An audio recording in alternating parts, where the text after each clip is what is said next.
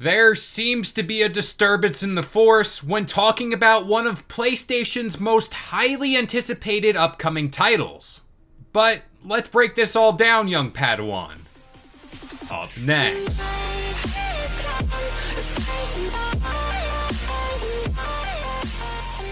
What up, guys? This is Kalo, and I'm here to give you the lowdown on all things gaming. And if you're new here, feel free to subscribe to this channel for weekly video game news content. Drop a like on the video, and welcome to the Level Up.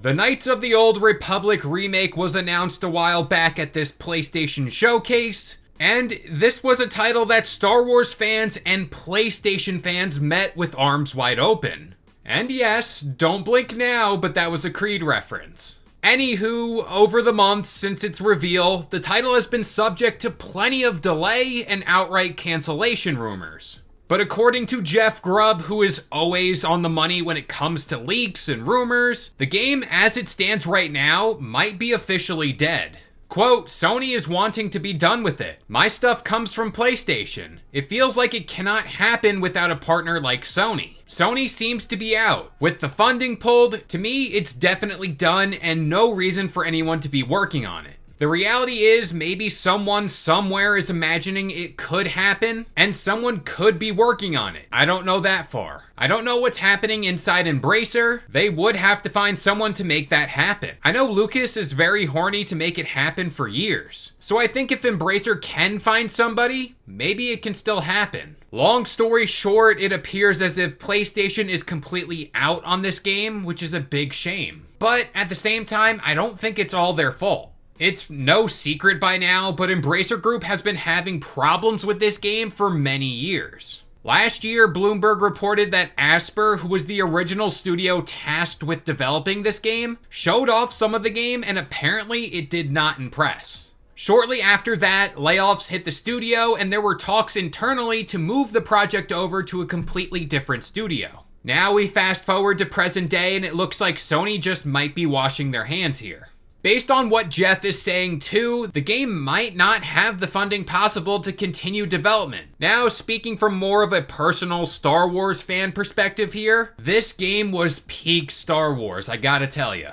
And when it was revealed that this title specifically would be getting that lovely remake treatment, I couldn't help but be super excited about this. One thing we could look at in order to not remain negative about all this is there's a vested interest to remake this game. Jeff even said LucasArts wants to make this game happen. And I'm very sure if they could find an outside investor, who knows? Maybe this game could see the light of day after all. This also means that the game could see a revival not under Sony, but another company could swoop in and take the prospect and make it their own. But at the same time, I don't know, at least at this moment, who could make this kind of move. Of course, Xbox is always a name thrown in there, seeing how they do have history here with KOTOR, with its original entry being released on the original Xbox. But let's take a deep breath here because oddly enough, my fellow Star Wars fans, we do have one thing left. And you know what that is? That's right, we got some hope. Now, a new twist in this story here, at least according to Jason Schreier over at Bloomberg. Apparently the game isn't dead?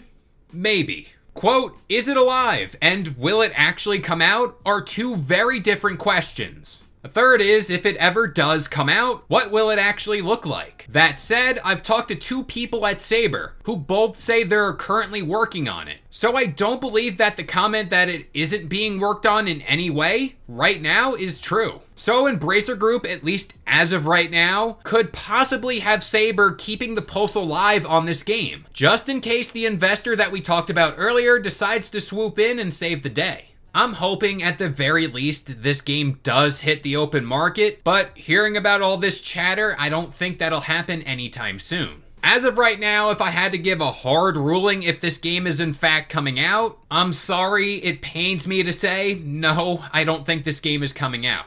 Also, a quick little shout out for those of you who may not be up to date on all this, but the Steam Autumn Sale is active right now with plenty of games across the board being on sale. So if you do want to build up your Steam library, now's the time to do it.